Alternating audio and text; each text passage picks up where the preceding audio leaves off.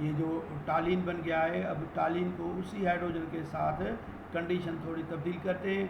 अब kettles use करते हैं हम कोबाल्ट एंड मालबेडिनियम और टेम्परेचर बढ़ाते हैं 580 से 760 पर हीट करते हैं, तो ये CH3 हाइड्रोजन से मिलकर मीथेन बनाता है और इसी तरीके से दूसरा हाइड्रोजन आकर इधर अटेन हो जाता है और प्रोडक्ट बन जाता है बेंजीन। तो ये जो मेथड है हाइड्रो फार्मिंग है of the petroleum, that is from the normal hexane and normal heptane, दोनों मेथड का नाम आप रख सकते हैं हाइड्रो फार्मिंग। अब दूसरा मेथड है फ्रॉम द कोल। कोल आपको मालूम है कि natural sources of the organic compound है, ये सॉल्ट फॉर्म में होता है और कोल के मुख्तलिफ किस्म होते हैं, जैसे सॉफ्ट कोल को हम कहते हैं बिट्यूमिनस कोल। तो जब 1000 kg of bituminous coal on heating in absence of air, जिसे हम कहते हैं डिस्ट्रक्टिव डिस्टिलेशन करेंगे, तो हमें कोयले की जब डिस्ट्रक्टिव डिस्टिलेशन की जाएगी तो इसमें से हमें मालूम है हमें 4 जो है वो प्रोडक्ट मिलती हैं, कोल गैस, एमोनिकल लिक्विड, कोल टार और कोक। ये हमने 6 चैप्टर में पढ़ा था। तो कोल टार जो है वो जो विस्कस लिक्विड है वो major source of aromatic compound है, और जब हम फिर उस कोल टार की फ्रैक्शनल डिस्टिलेशन करेंगे तो हमें उसमें से बेंजीन मिलेगी।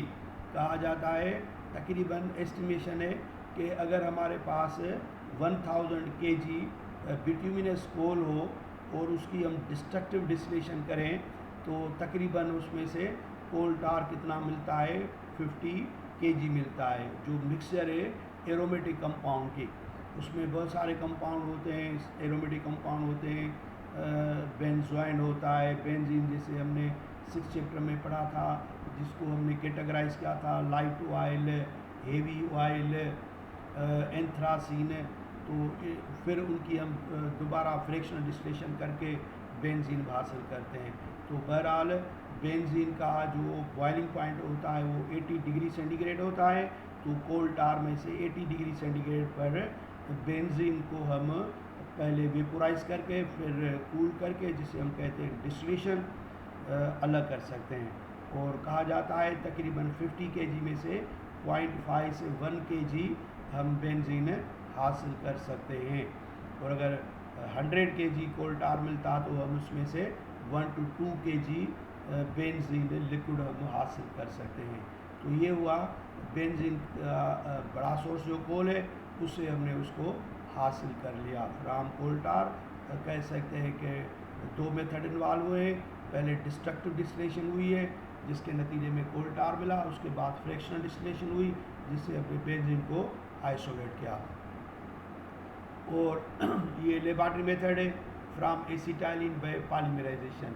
ये एसिटाइलिन की केमिस्ट्री में मैंने पढ़ा था कि acetylene on passing through a red hot glass tube in presence of organonickel catalyst forms benzene by polymerisation. इसको हीट करेंगे, इसमें क्या होता है पॉलीमराइजेशन में आपको पता है कि एक पाई बॉन्ड ब्रेक डाउन होता है, उसकी जगह पर 2 सिग्मा बॉन्ड बनते हैं। तो एक पाई बॉन्ड इस तरह इलेक्ट्रॉन आ गए और तो ये इसके साथ ये बॉन्ड बनाएगा और ये एक पाई बॉन्ड बनेगा, उसकी जगह पर 2 सिग्मा बॉन्ड, एक इस तरफ बनेगा एक इस तरफ बनेगा, और ये साइक्लिक फॉर्म में आ गया साइक्लो हेक्साट्राइन कह सकते हैं, माना साइक्लो हेक्सा ट्राइन, क्योंकि 3 मरतबा डबल बॉन्ड है, 2 डबल बॉन्ड होते हैं डाइन और 3 होते हैं तो ट्राइन, लेकिन इसका जो मशहूर नाम क्या है वो बेंजीन है। साइक्लोहेक्साट्राइन नहीं कहेंगे क्योंकि साइक्लोहेक्साट्राइन अल्कीन बन जाएगा और इसके कैरेक्टर अल्कीन से टोटली डिफरेंट होते हैं, जो हम केमिकल रिएक्शन में आगे चलकर देखेंगे। उसके अलावा it is also prepared from phenol by reduction method. इसमें हम क्या करते हैं कि vapours of phenol are passed over red hot zinc dust, zinc का पाउडर करते हैं तो लफ्ज़ डस्ट तो जिंक डस्ट उसके साथ इजीली रिएक्शन करे। इसको इतना गर्म करते हैं कि वो रेड हॉट हो जाता है। तो जब हम इसको हीट करेंगे तो जिंक ऑक्सीजन को इधर से निकाल देगा, रिडक्शन कर देगा और खुद ऑक्सीडाइज हो जाएगा और ये बन जाएगा बेंजीन। ये कहलाता है फिनोल बाय रिडक्शन। हर मेथड का आपको नाम याद रखना है। जैसे हमने कहा from alkane by hydroforming, from coal tar by destructive distillation and fractional distillation, and from acetylene by polymerization, and from phenol by reduction. So as a removal of oxygen takes place from phenol, hence such process called reduction of phenol. और ये method है from sodium benzoate by decarboxylation. जैसे हमने methane prepare की थी from sodium acetate से by decarboxylation. तो ये साल्ट है, किसका साल्ट है? बेंजोइक एसिड का। तो बेंजोइक एसिड को जब हम बेस से अमल कराएंगे तो साल्ट मिलता है सोडियम बेंजोएट। अब हम इस सोडियम बेंजोएट को रिएक्ट कराते हैं, हीट कराते हैं सोडा लाइम से।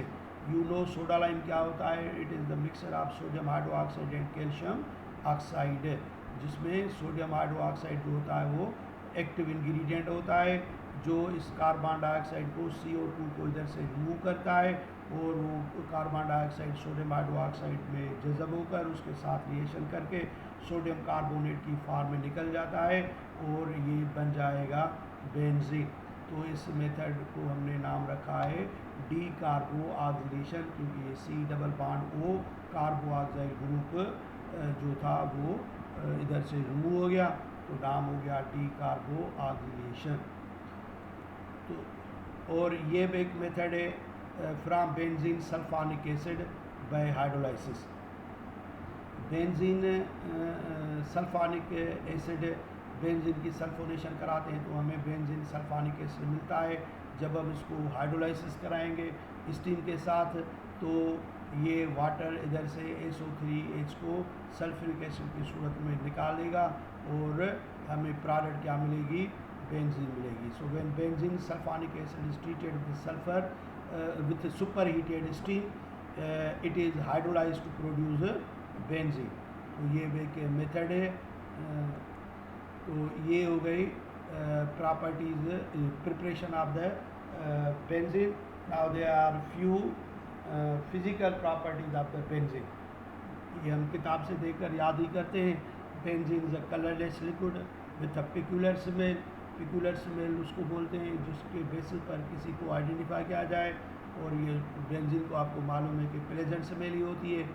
It's melting point is 5.5 degree centigrade, यानी कि पहले इसको लिक्विफाई किया जाएगा, उसके बाद इसको मेल्ट करते हैं तो 5.5 पर ही मेल्ट होगा।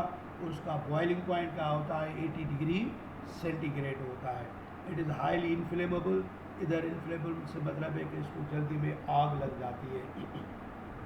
और आपको मालूम है कि बेंजीन में कार्बन का रेशो ज़्यादा होता है तो it Burns with smoky flame. हकीकत तो ये है कि एरोमेटिक और एलिफेटिक कंपाउंड में जो लेबॉर्ट्री में हम पहचान रखते हैं, इसी बेसिस पर जलाकर देखते हैं जो कंपाउंड बर्न विथ सूटी फ्लेम, जिसमें से स्मोक निकलता है, काला धुआं निकलता है, तो हम कहते हैं कि एरोमेटिक है, क्योंकि उसमें कार्बन का तादाद ज़्यादा होता है, इस वजह से वो स्मोकी फ्लेम बनाता है।